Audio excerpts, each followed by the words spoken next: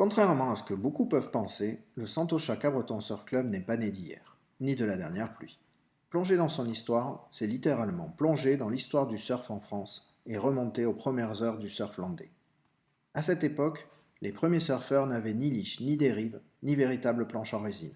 Les jeunes commençaient sur des moribogies ou de rares planches de surf d'occasion.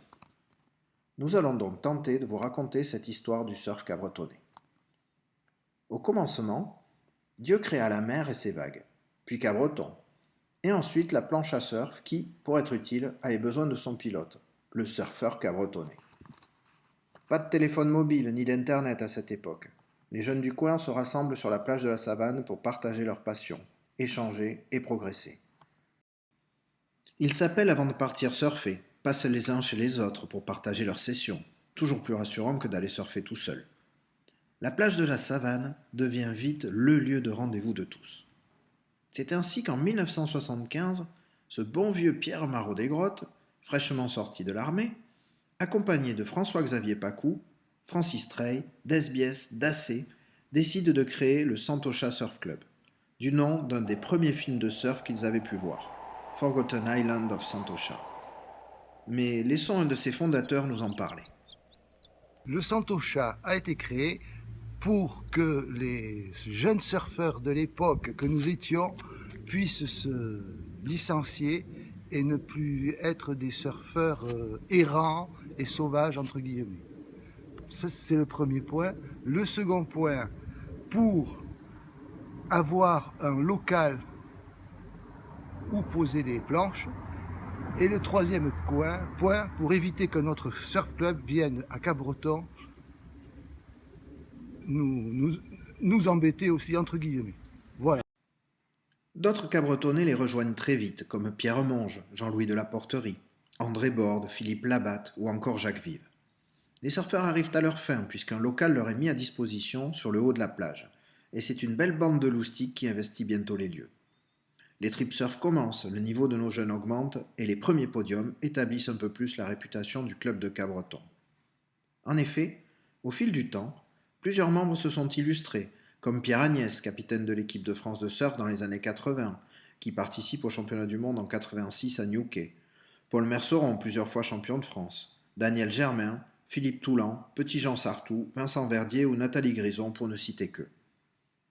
Voyons avec certains d'entre eux pourquoi et comment ils ont rejoint le Santosha. Partir toujours de ma rue avec ses planches, c'était les premiers surfeurs du CLJ à l'époque, il n'y avait pas de club, c'était François-Xavier Pacou et qui un jour, sachant que j'aimais ça, a accepté de m'amener, il m'a amené aux casernes partout. Et après... Déjà il n'y avait que le Santosha à l'époque. Santosha, c'est pas pour deux. 1977, après des multiples attouchements par mon oncle, j'étais forcé de prendre la licence. J'avais des copains avec André, avec Gelès, avec Pierre, avec tous les gars du pays. J'avais envie de là très rapidement parce que j'habitais la piste et j'avais envie d'aller surfer. J'avais envie d'aller surfer au Santosha et d'avoir des copains et voilà qu'on soit tous ensemble. Et comment? Eh bien comment? J'y étais à pied. J'y étais à pied. Voilà. J'ai trouvé les copains. Je peux pas dire mieux. Ouais. Oui, bon, donc je suis venu au Santosha, donc pas intermédiaire de Pierre Monge, de Jean-Louis Porterie, et juste après que j'ai fini mon armée, et j'ai pris ma licence au Santosha, donc cette année en 76. C'est Pierre Cambon qui m'a attrapé quand j'avais 11 ans sur le haut de la plage et qui m'a dit viens, il y en a plein. Je suis venu, il y en avait. En poussette, il y a très longtemps, avec ma mère qui me poussait, et là j'ai vu la mer. Alors, d'abord, on voulait surfer. Les maîtres nageurs sauveteurs de l'époque m'ont dit monsieur, vous n'êtes pas un club, donc vous devez dégager de la baignade. Ça a fait tilt. J'ai consulté, comme j'étais sous-officier des sports dans mon régiment, j'ai consulté la loi du 901 et j'ai rassemblé tous les surfeurs de Cabreton et de là on a créé le surf club de Cabreton. Alors au Santosha, je suis arrivé par le Prévent en vélo. On faisait des planches, on faisait des morets et en fait à la sud, il n'y avait pas de club et voilà, donc on a migré au club de Cabreton, le Santoche, où là on a eu des moments extra et on a fait les... Par hasard et parce que j'étais avec Sébastien Moncourrier pour apprendre à surfer et que petit à petit je suis passée devant le club et que j'ai vu deux et que je me suis dit ça doit être sympa. 10 ans, parce que c'était un club de couillons. Il fallait y être. Parce que c'était Pascal Bernadet qui m'avait prêté un moré, qui avait reçu 17 coups de couteau, et Bertrand Galtier qui m'y a ramené. Et c'était mon premier surf au Santocha et je suis allé au club forcément. Et alors comment j'ai pris la route à gauche dans la rue de la Savane et j'y suis arrivé. Comment? Parce que je suis de Cabreton et de voir les potes à l'eau et j'adorais surfer au Santoche, donc c'est pour ça que c'est venu avec le Santocha. Moi, l'arrivée au Santocha s'est fait par mon grand frère Étienne, qui était dans les premiers surfeurs de Cabreton avec Pierre Puyot et la petite clique. J'étais le petit frère qui traînait dans les pattes à tout le monde. Il faut dire qu'à l'époque, je ne savais pas encore nager, c'était un peu compliqué.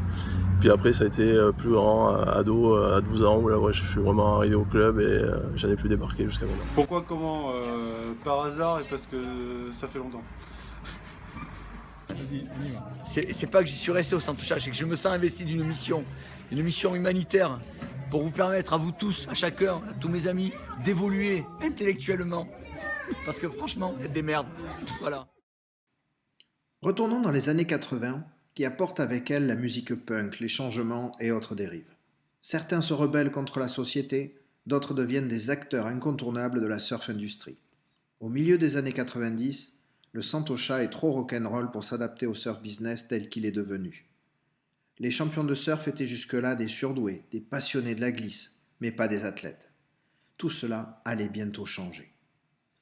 La première génération de surfeurs a eu des enfants, tout aussi passionnés qu'eux, et il faut leur apprendre à surfer comme il se doit.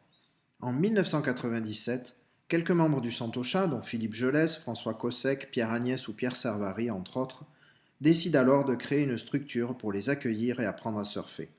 Le Cabreton Surf Club est né.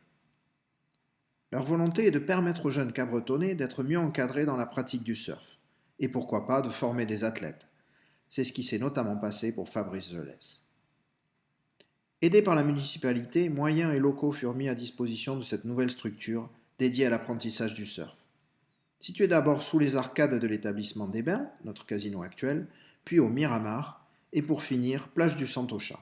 Le Cabreton Surf Club ne cesse de changer ses locaux de place pendant que le Santocha reste lui dans ses fondations. Les deux clubs se retrouvent ainsi voisins dans les années 2010. Alors qu'au Santocha, ce sont Benjamin Foulet, Baptiste Cossec et d'autres qui brillent, le Cabreton Surf Club aligne quant à lui d'excellents compétiteurs comme Arnaud Darrigade, Yann Martin, Rudy Maréchal ou Benjamin Pilon. Sa vocation de club est de permettre à un maximum de jeunes d'apprendre et de pratiquer le surf de façon encadrée, avec un maximum de qualité et de plaisir possible. Durant près de 10 ans, les deux clubs sont côte à côte, mais avec des fonctionnements différents. En 2012, le Santocha subit son manque d'adhérents et d'implication dans le développement du surf école. Une nouvelle équipe est mise en place afin de redonner vie au club et assurer sa pérennité.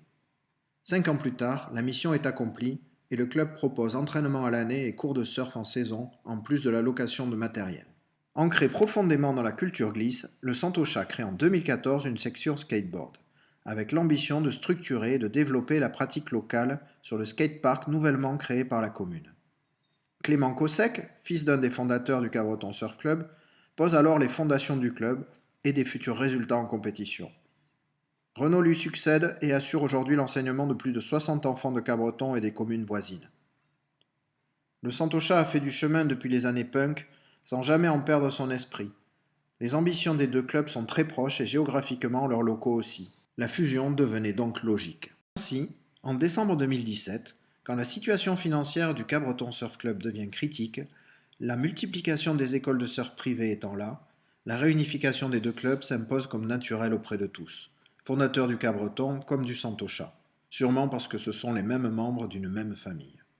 En 2018, le Santocha et le Cabreton ont passé le cap et fusionné leurs structures, pour donner naissance au Santocha Cabreton Surf Club, association reconnue d'utilité publique communale, et donné son nom à la plage de la Savane, baptisée enfin et officiellement plage du Santosha. Aujourd'hui, cette nouvelle structure accueille plus de 180 enfants en entraînement à l'année, et hormis une courte trêve hivernale, c'est une équipe de 5 salariés qui assure au quotidien l'accueil des clients, les cours de surf et de skate. Ce sont maintenant 3 générations de surfeurs qui se côtoient au sein du club. Une très grande famille de plus de 400 membres, où chacun sait que la sécurité des enfants prime. Qu'ils soient à l'eau, en balade ou en sortie le soir, il y a une très grande chance pour qu'un ou une des 130 ou 140 papas ou mamans soit là pour jeter un œil sur eux, et être là s'ils en ont besoin. Nous espérons que ce petit historique, qui ne sera jamais assez complet pour ceux qui ont vécu les débuts du surf landais, permettra aux nouveaux adhérents de comprendre l'histoire dans laquelle ils vont s'inscrire. Le Santosha Cabreton Surf Club, pionnier du surf et du skate local.